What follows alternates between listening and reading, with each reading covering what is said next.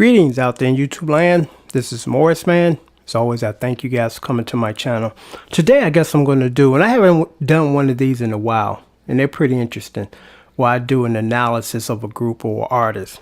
And today, I'm going to do an analysis of GQ, the band that came from the 70s.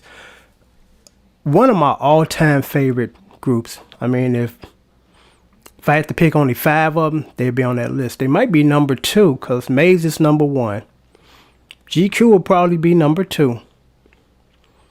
Earth, Wind, and Fire. And maybe, well, anyway. So, I did a cover, a bass cover of a song, a GQ song yesterday. I think it was called This Happy Feeling. And the bass player, his name was Keith. I forgot the last part now. I don't want to mess his name up. I think he was so underrated. You know, I listened to his bass lines and I'm like, I'm a professional and I'm in my 50s and some of that stuff I still can't play, you know, because I play just about anything, you know. But when I listen to his stuff, one thing I notice is he got 2 strong fingers. And he reminds me of Bernard Edwards. I think he can go toe-to-toe with Bernard Edwards when it comes to that. And the complexity of his bass lines. It's not just the A phrase, B phrase, back and forth, and then a bridge phrase, and that's it. I mean, just listen to any of them. Just pick any GQ song. Any of them. Just close your eyes and just pick them. And just listen to the bass line. Just isolate the bass line. It's like, man, this guy's just unbelievable. And he never got the credit that was due. The band on the whole, to me, because I was just talking to my wife about that. I said, most bands, when you listen to them, you hear their influences. You know, they sound similar to somebody else. I listen to GQ. I don't hear no other influences. It's like they had a style and sound of their own. You know, their writing style, a style of their own. Their sound, just the audible sound, you know, the instrumentation, a sound of their own. You know, and the lead singer, Emmanuel, who's also a very underrated guitar player. I think his playing is so well that he could have done just some guitar albums. You know, just him playing the guitar, you know, like Paul Jackson Jr. and, you know, and artists like that. I think he was that good caliber of a player, or is. And I remember hearing this story. I forgot what country, what city they came out. I think it might have been New York. And they said that when their principal heard them play at a talent show, he quit his job and managed them. And I can understand why, because there are some groups, they just special. They're just special. It's just something about them that's so unique. And I think GQ was one of those. You know, because I said I listened to the bass line stuff. I'm like, whoa. You know, listen to Emmanuel's beautiful voice, one of the most beautiful voices of a male I've ever heard. He's up there with Stevie Wonder, you know, as far as his range and his timbre and his velocity. His guitar playing. And then the keyboard player, you know, very underrated too. And well, the drummer's good. I mean, they all were good. You know, because initially the cover that I did, This Happy Feeling, I was going to do the guitar part, but I'm like, I'm listening to the guitar and the keyboard player who's playing clavinet on that tune. The guitar and the clavinet mashed together so beautifully, I couldn't tell which was which. I mean, I'm like, I'm hearing it, but I'm like, I can't distinguish just the guitar. I can't isolate it in my head. You know, just the guitar part. It was like they just mashed together. And it meshed well. It's like they were one big voice. And in the studio, that's what you want. You want to create a one big voice sound, you know. And they did that. I mean, I can't say enough about that group.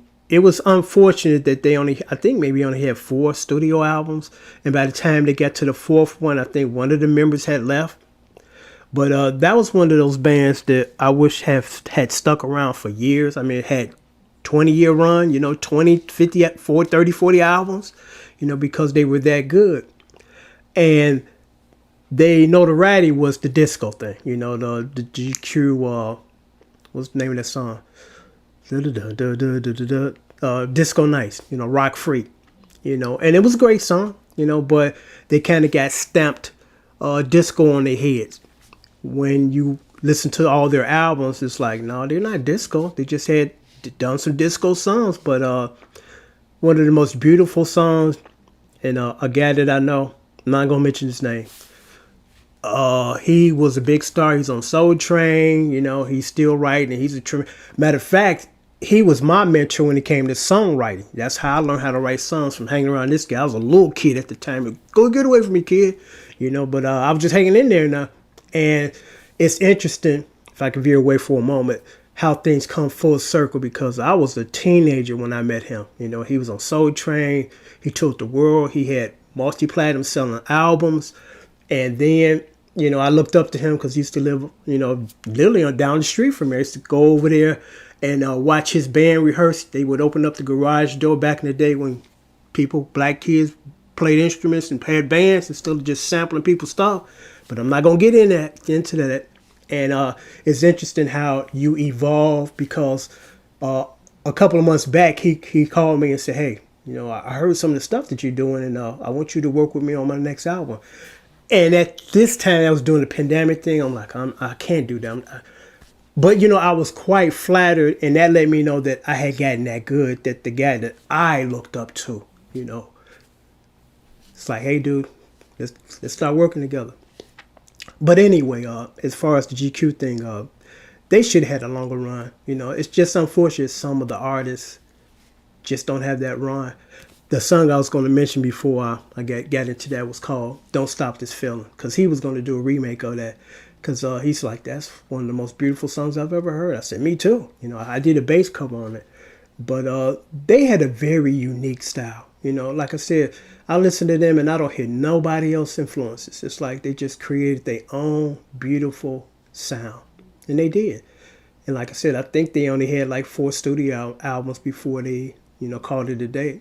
But there are some bands that just should hang around a little longer. You know, they just should hang around a little longer. You know, but I'm going to sign off now. But I just thought I would do a video about GQ and how great they were. You know, those guys were awesome. And I think about, you know, the complexity of their stuff and their musicianship. And they were in their 20s when they were doing that. Actually, they were in their teens doing that. Then, you know, when they switched over. Well, I'm not going to get into that because that's a whole nother long thing, because I don't want to make this video real long. But, you know, just a tremendous band. You know, they were just awesome, you know.